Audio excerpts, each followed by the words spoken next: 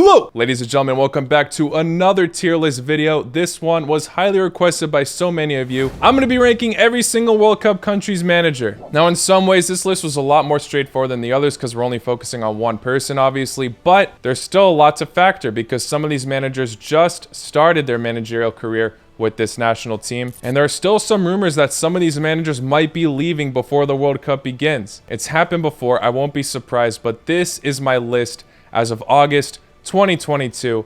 As always, guys, let me know your thoughts to this list in the comments below. Leave an early like, subscribe if you're new. Let's get into it, starting off with the host, as always, Qatar. This nation is lucky enough to have a very loyal Spanish manager, FELIX Sanchez. He goes a long way with Qatar. He started off his managerial career with Barcelona's youth program, but then transferred to the Aspire Academy. For those of you that don't know what that is, it's an organization where Qatar recruits young players to play for their national team, essentially. Most of it's done in Africa. After the Aspire Academy in 2013, he joined the Qatar U19 side, and the following year he won the AFC U19 championship. That worked his way up to the U23 team, and then he quickly shifted to the senior team in 2017. In 2019, he won the AFC Asian Cup title for the country's first time, with impressive wins like beating Japan 3-1 in the final. He also made it all the way to the semifinals of the Arab Cup shortly after, and also did pretty well in the Gold Cup. Tactically speaking, Sanchez built a very modern and fun attacking team.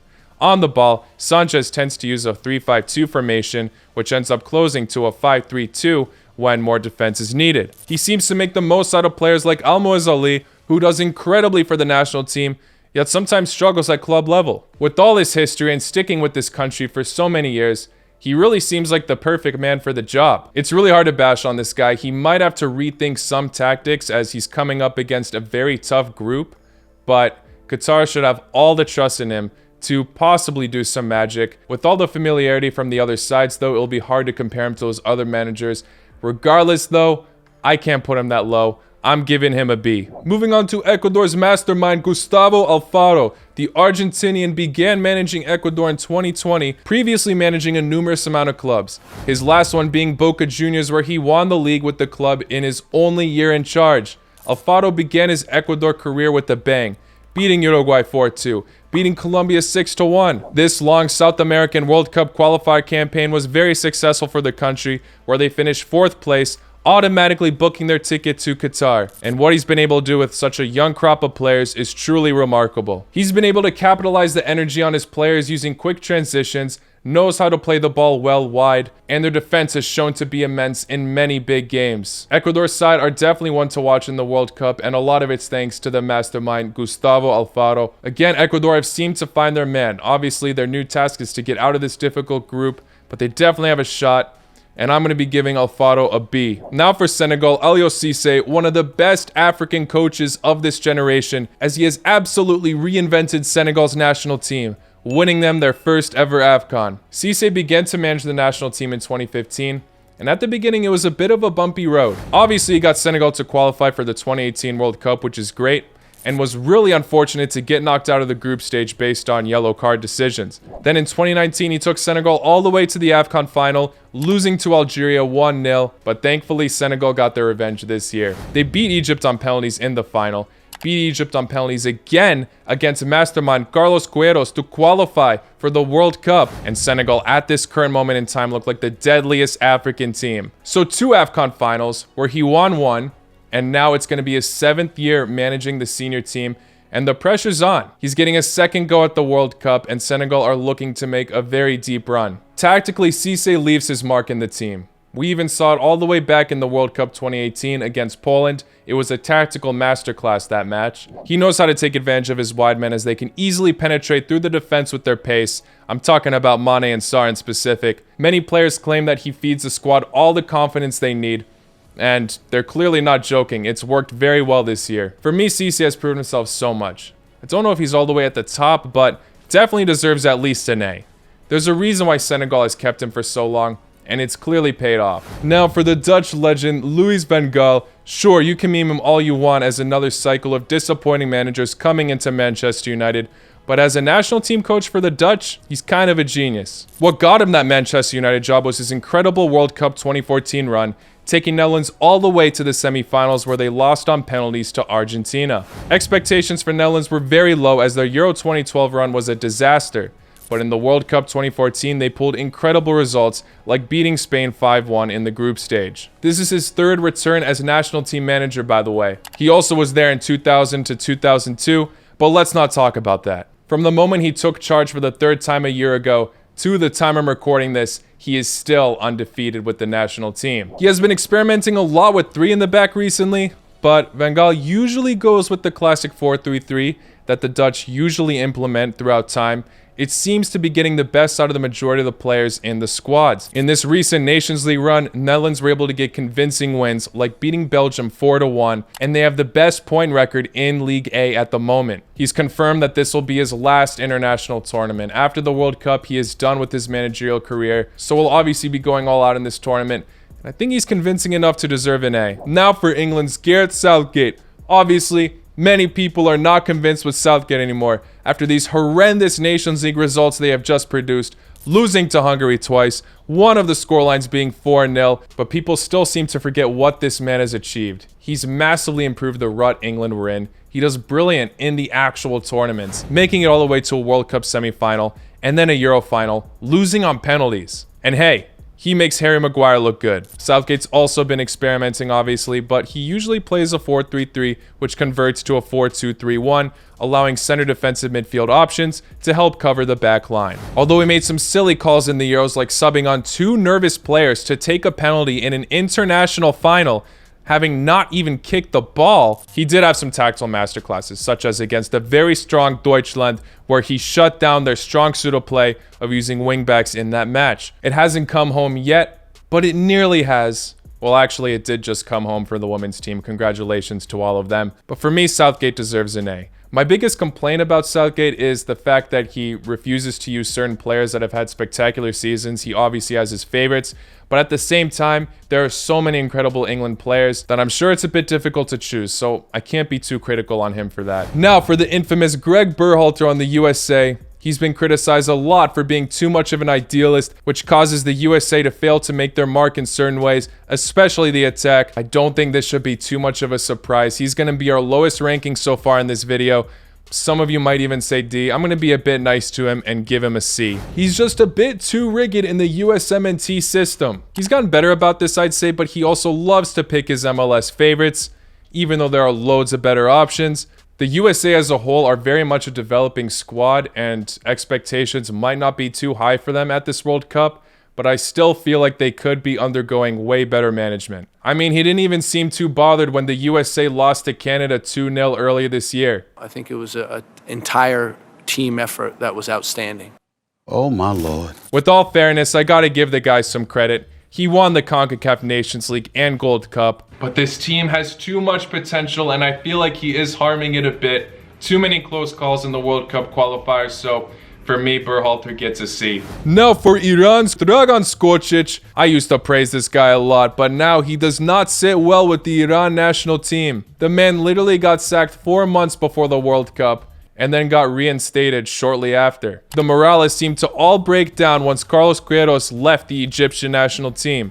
Dragan was doing just fine with the Iran national team though. Only 2 losses and 1 draw, with 15 wins since his arrival in 2020. And he even topped the World Cup qualifier group he was in. But now the dressing room is an absolute mess, and he's made some silly comments at press conferences. In fact, 2 of Iran's best players, Jahanbakhsh and Taremi at the moment, do not have a good relationship with him, and the dressing room is a bit divided. I don't want to get too much into the drama with all this, but the fact is, yes, Iran did cut some of their matches close in the World Cup qualifiers, but he still topped the group with them. With all that being said though, Skocic was still able to utilize his striker options well. You all know I talk about that partnership between Taremi and Azmoun a bunch, but obviously if he ends up staying, this will be a massive test for him at the World Cup. I know every Iranian has their opinion about this guy now, but the division is definitely a huge setback for the team. He's a massive contributor to all of that. I'm sorry, Skocic, you're getting a C along with Berhalter.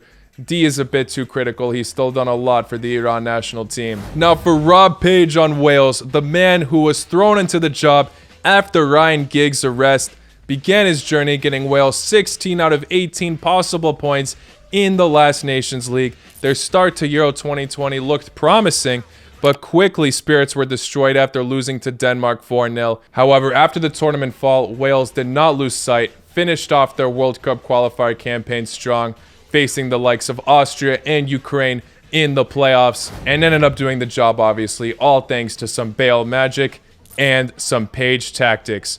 Oh, and a bit of Hennessy as well. He knows how to take advantage of his aggressive attackers. In difficult games, they are way more cautious of when to press up. Page usually nails the balance of when Wales need to sit back and defend or attack. He takes advantage of players who are considered quote-unquote washed, like Bale and Ramsey. Wales will be dangerous in this World Cup, and I think Page deserves a B. Now for Argentina's Scaloni, this man is a tactical genius and only brings the best out of Argentina. Scaloni began managing Argentina after Sampaoli's exit for a very disappointing World Cup in 2018, and he basically reinvented the entire team. He created a new identity in the backline, the defense has improved massively, and at the moment is undefeated in over 30 matches. He trusted players such as Martinez, De Paul, and Romero to be part of the quote-unquote rebuild. Were not big names back then, and now are key components to the squad. During this incredible unbeaten record, Argentina won the Copa America,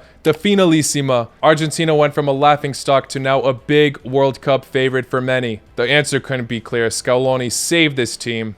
He deserves an S. Now for Mexico's Tata Martino. Mexico fans really don't like this guy. They're always chanting that they want him out in basically every home match. Don't get me wrong, he had a lot of impressive moments in his career, such as taking Paraguay all the way to the quarterfinals in the World Cup of 2010. But he's barely cut it close for Mexico at the World Cup qualifiers way too many times. Yes, they finished second in the CONCACAF World Cup qualifiers, but not convincingly, with many narrow wins and draws in matches that they were favorites in. Under Martino, we see a lack of creativity in the final third, an ineffective midfield, and very poor finishing. Martino also does not have good relations with older stars from the national team like Chicharito after facing some drama earlier on. Although Chicharito has apologized, Tata Martino is not convinced to bring him back despite all the problems Mexico looked to have in the attack. Sure, Mexico qualified at the end, and they always seem to have that magic in the World Cup, at least in the group stage. I mean, they're known for always making it to the round of 16s,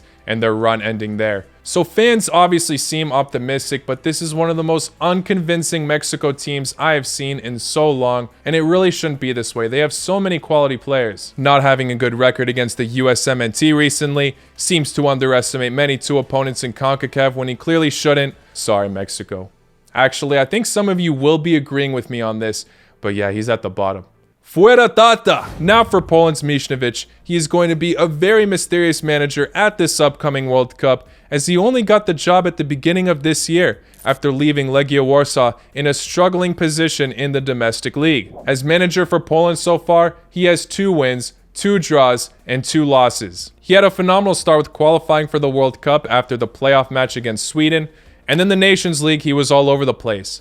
Granted, he was testing lineups and tactics out, he still managed to lose to Belgium 6-1. In his positive matches though, it seemed like he was able to bring the best out of a lot of their players, such as Zielinski, Lewandowski, Matty Cash. Poland's recent history is not great, as I've stated in other videos, but to be honest, neither is Michniewicz's. Fans still seem optimistic though, but I think they really need to make sure that they will be clinical in the attack. I mean, look at the quality they have. They have no reason not to be. I gotta say though, the way Poland play now, it looks like they have a lot more identity than before. It's definitely some positives, but it really is a mystery bag.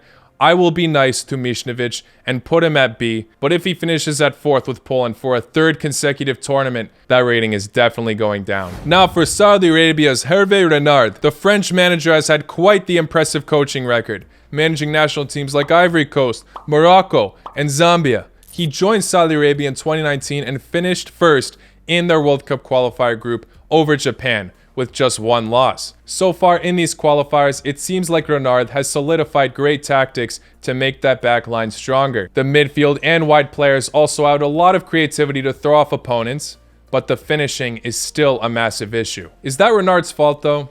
To be honest, apart from that, it seems like Saudi Arabia are now playing some very attractive football. We did already see Renard also finish 4th with Morocco last time in the World Cup, so I'm sure Moroccan fans will have something to say about this guy. Before all that though, we can't forget he won the African Cup of Nations in 2015 with Ivory Coast. A manager with a lot of potential for this side that a lot of people seem to be ruling out regardless. I think he's definitely a positive for the national team though, so I'm going to give him a B. Now for Francis Deschamps. Similar to Southgate, criticism is thrown since France have been woeful in the Nations League, surprisingly. But with rotating squads being thrown around in that tournament, France should not be discouraged as, yeah, they have one of the best squads in the world. And also, they have Deschamps, one of the longest, if not the longest serving manager in this World Cup. He's been with the national team since 2012. Won then the freaking World Cup while only gaining more and more momentum throughout that tournament. Surprisingly, many of France's matches in the 2018 tournament did not have them dominating in possession. Deschamps had the squad remaining compact, leaving little space between the defensive and attacking unit to hit teams on the counterattack, which very much suited their star players. Too much success going this guy's way. He's the last manager to win the World Cup, and he works brilliantly with all of the talented players in his squad. That's why I would be mad if the World Cup curse happens this year. Regardless though, I'm going to be giving him an S. He's had a great managerial career at club level as well. What a legend. Now for Denmark's Kasper HJULMAND, a fantastic manager. We've seen the spirit he brought to the national team in Euro 2020. We saw his incredible records in the World Cup qualifiers, nearly finishing the group undefeated. The way he unifies the Danish team is just phenomenal. All of the talent on Denmark are solid, don't get me wrong, but he turns all of these individuals into one of the most dangerous units in international football. HJULMAND loves to utilize his wingbacks. I mean, we've seen the likes of Mila press up beautifully. He commands the midfield to stay compact, and it allows them to press and work, like I said, as an absolute unit. Every player seems to be an equal on the team like no other squad I've seen. I love it. Take notes from Kasper. This might be a massive praise. I know loads of people are going to be disagreeing with me on this, but I am just blown away by how well this guy does as manager. I think he deserves an S. Now for Australia's Graham Arnold, who took charge in 2018 straight after Australia's World Cup Russia campaign. He won the A-League Premiership and Championship with Central Coast Mariners. Arnold was heavily criticized earlier as Australia had a really rocky World Cup qualifier campaign. Water is all under the bridge now, obviously, as they pulled through at the end against UAE and favorites for many, Peru. Arnold is back on board with respect from many, but still, you can't help but question his previous results in those group stages. At the moment, Arnold has been noticed to lack flexibility, which causes the national team to be rigid at times. He's still noted as one of the most successful A-League managers in history with his win percentage.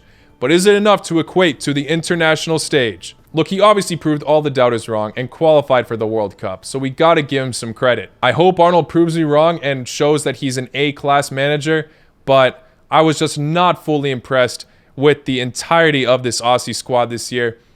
I'm gonna have to give him a C. Now for Tunisia's Jalel Kadri. Kadri was appointed as manager after Tunisia lost to Burkina Faso in the AFCON quarterfinals. He's previously managed for many Asia and Africa clubs. But yeah, it's a similar occurrence to the Poland manager Michnovic.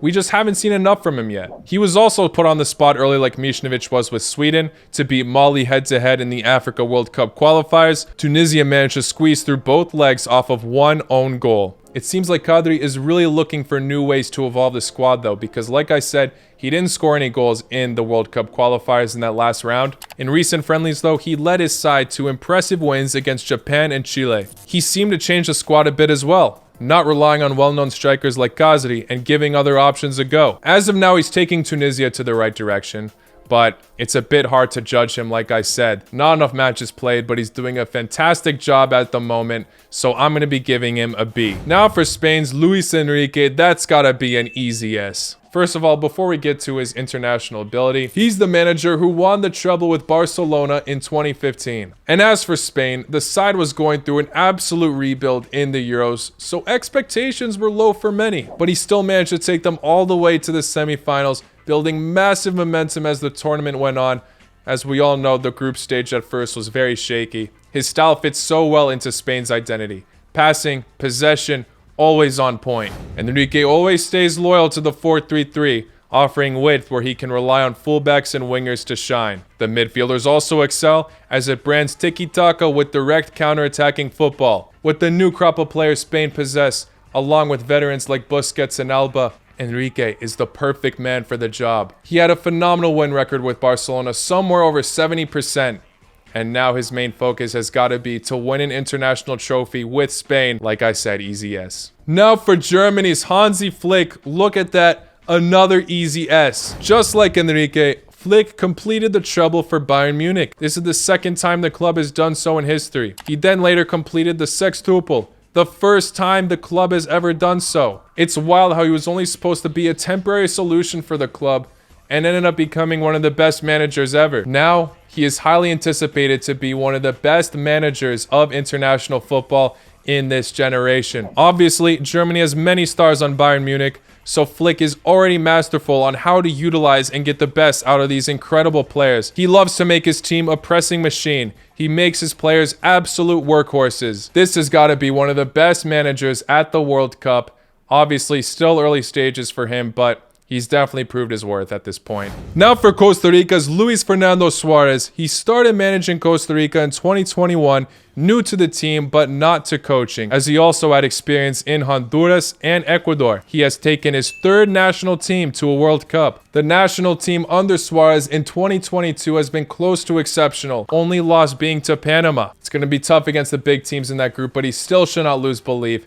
After all, he can take inspiration from that 2014 run they already had. I'm going to be giving Suarez a B. Now for Japan's HAJIME MORIYASU, he took charge in 2018, led Japan to 2019 AFC Asian Cup final, like I said earlier, losing to Qatar. This World Cup qualifier campaign was very rocky at the beginning, but now Japanese fans are very hopeful that this side can be a very exciting one at the World Cup. He has seemed to basically keep the same tactics utilized for Japan in 2018, as that proved to be pretty successful, providing one of the most entertaining matches in the round of 16 against Belgium, even though they lost. Moriyasu encourages the team to defend aggressively, take risks, and that's what makes this side so exciting to watch. This is a tough one. He hasn't been the most promising at times, falling short a bit, but he still has so much high moral and belief and can definitely impress at the World Cup. I'm going to have to add him to that long B list, but I can't put him any lower.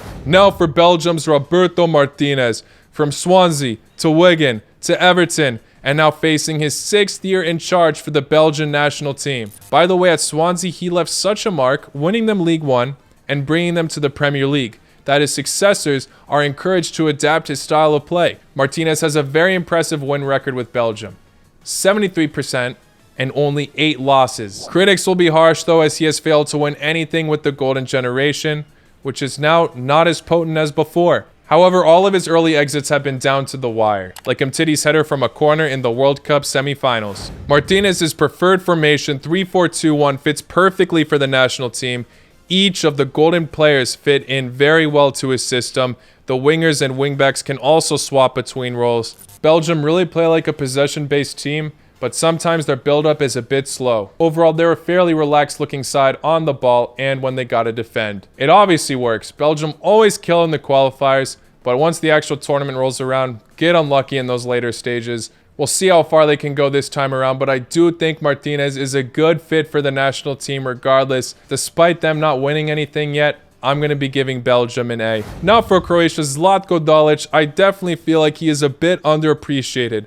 Many people seem to forget he took Croatia to a World Cup final in a group where he bossed every single team he faced. Yes, he had some bad moments like the Nations League following the terrific World Cup. The Euros were okay, but maybe not enough for some. One weakness Dalic is aware of but still needs some work in is coming up against set pieces. Croatia have seemed to concede many of those. So many great midfielders that Dalic has seemed to solidify. The problem is many times Croatia look a bit dead in the attack, with or without Budimir. Not all, obviously, but many matches can be left low scoring, which is not necessarily a terrible thing, but can be a bit worrisome, especially the matches where Croatia are looking better on paper. Regardless, Dalic has seemed to look promising once again in the Nations League, finding wonders of discovery with that new talent in the back line. I'm excited to see how far he can go in this World Cup. regardless of what happens, even if he gets knocked down in the group stage, he will go down as a legend for his achievements in the last one. He's a World Cup finalist, man. You can't take that away from him.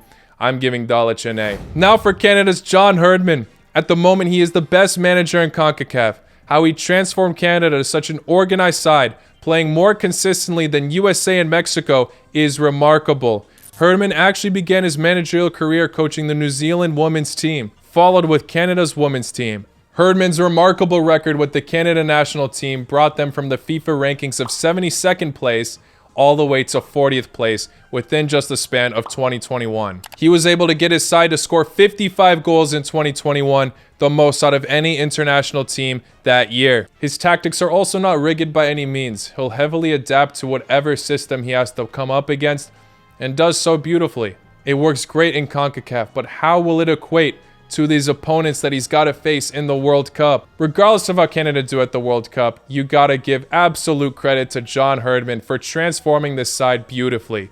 They're the kings of CONCACAF at this point.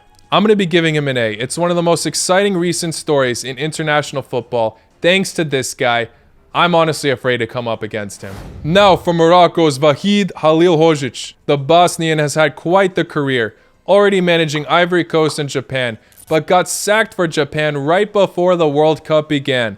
Why? Because he did not have a good relationship with the players in the dressing room. The same is somewhat happening now in Morocco.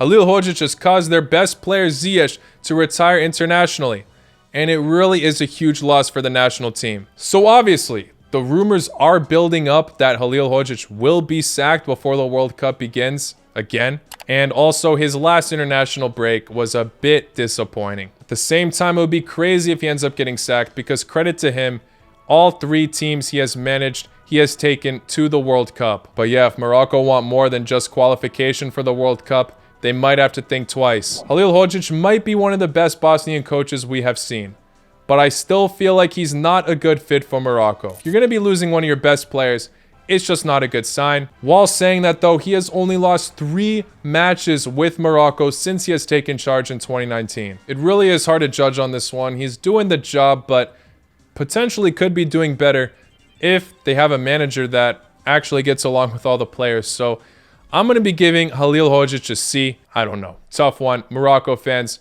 let me know your thoughts. Now for Brazil's Tite. He has been managing the national team since 2016 after his incredible achievements with Corinthians. Tite's only lost 5 matches in his national team career under the span of 6 years. He won the Copa America in 2019 and led Brazil to be undefeated in the World Cup qualifiers, also topping Argentina. I feel like a lot of people have their opinions on this guy since he failed to win it in Russia, but Brazil still put off a solid display regardless. Now they are the favorites for so many people, and the pressure will be on Tite as he has confirmed he will be leaving his role after the tournament. What I believe Tite does best is adapt his tactics to how Brazilian stars like to play. It does not always work for some, but he builds good relationships with his players and is phenomenal at motivating his squad to deliver. I'm giving him an S. Expectations are obviously high, but I think he's built that trust and has a solid relationship with the players on the national team. Another key reason why Brazil are favorites to win the World Cup. Now for Dragan Stojković. Pixie was a phenomenal footballer back in the day for Yugoslavia. He has taken the Serbian national team job just after they failed to qualify for Euro 2020. Serbia is known to grow some insane athletes, so it's a bit crazy that they haven't made their mark in international football yet. But now under Stojković, this is their chance. He already made a massive staple after beating Portugal on the final match day to secure qualification. Taking advantage of all the new Serbian talent, his tactics made them look like such a confident side compared to before. Only suffering 3 losses since he took over, I might have to be a bit harsh on Stojković. He's been doing a great job so far, don't get me wrong. Topping Portugal is obviously a massive achievement, but the World Cup is the big test. Now they got to do well. Get out of the group stage. If they do, Stojković will definitely get a higher grade than I'm about to give him. I'm usually very nice to Serbia, but in this video, I'm going to be giving him a B because I just want to see him not fall under the pressure. He can definitely get out of this group. He has all the quality he needs and the brains. He's just got to apply it, do the job. I almost Serbia. Now for Switzerland, new coach MURAT YAKIN. He has replaced Petkovic after the Euros because Petkovic took a job at Bordeaux.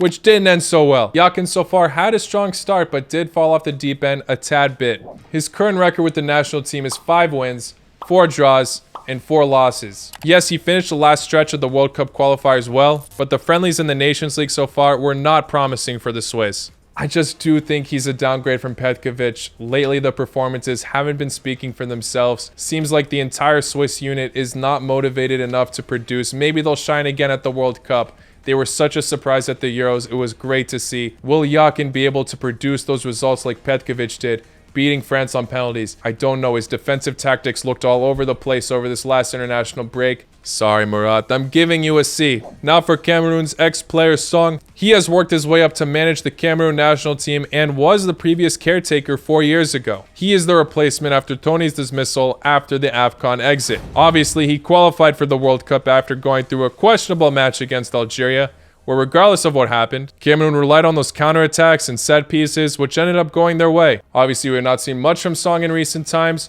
Just 3 matches managed since his return. He just seems to be a backup for Cameroon that has not really solidified his mark yet. It's one of the hardest ones to judge. He could prove me wrong by all means, but I think he's got to be at C. Now for Portugal's Fernando Santos. He has managed Portugal since 2014 and won 2 trophies with the national team. Euro 2016 and the first ever Nations League. Obviously, those are remarkable achievements, especially back in 2016. Portugal's squad was entirely different and not as strong in my opinion. However, it's very interesting because Santos' tactics worked so well in the past, and now that he has a stronger squad, he just doesn't seem to really take advantage of the quality they possess. He was brilliant back in the day, the answer for the national team in that 2016 triumph, but now with what we've been seeing, it's just a bit too dodgy. Yes, they qualified for the World Cup at the end, but it was a struggle. Having to go to playoffs, like I said, after that loss against Serbia, scraping through Turkey, avoiding Italy. They probably could have beaten Italy, to be honest, but still. Although Santos will go down in history for Portugal, an absolute legend, I don't think he suits the team now. I am very critical on Portugal's current management, but with good intentions. What a squad this is. Surely they'll still rise to the top even when Ronaldo retires. But I think we got to see more from them, so I'm going to be giving Santos a harsh ranking here, a C. Now for Uruguay's Diego Alonso, who took over long-term coach Oscar Tabares after some very disappointing results.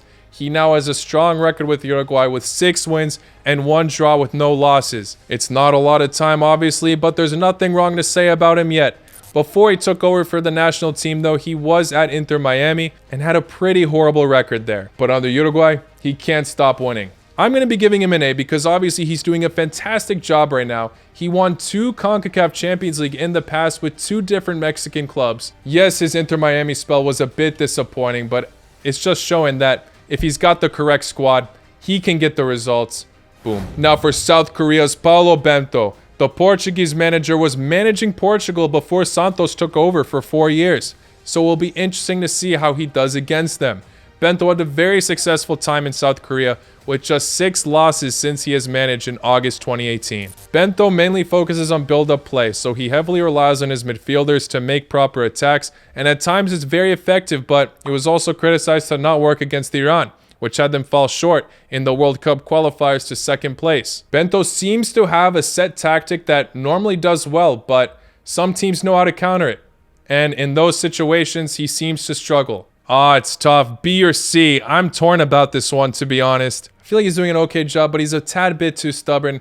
I'm going to have to put him at C. And finally, the last manager we're looking at from Ghana, Otto Addo, has just recently been recruited from Ghana, as it seems like they're going through a massive rebuild, recruiting players that are all eligible to play under them since they haven't been selected for the likes of England or Spain. Otto took over after Ghana's shocking AFCON exit. He served as an interim coach but took charge after he was able to qualify for the World Cup after beating Nigeria, something many people did not expect to happen. From what I've seen, Otto knows how to make his side look dangerous in the attack with fantastic build-up play, and something I think Ghana were heavily lacking in the Africa Cup of Nations. With all those new improvements in the attack they are about to acquire, he can make Ghana look very dangerous. He gets a B, as it seems like he is the main man for the job, but he still has a bit to prove. Obviously, that B list is massive, but I'm going to leave it at that. I'm sure some of you will be disagreeing with this list, so let me know your thoughts in the comments below. If you're upset about it, I'm sorry, I can't make everyone happy. But damn, I just realized Tata Martino is the only manager I put at the D ranking. Yeah, maybe that's a bit harsh. But the reason why I didn't put anyone else is because I gotta say, I'm overall pretty impressed with all the managers going into the World Cup. Obviously, they all qualified for the World Cup. That's a massive achievement. But the fact that they've all made it this far, bravo to all of them. Good luck to your team. Subscribe if you haven't already. Like this video. I will see you all very, very soon. Take care. La cu noite.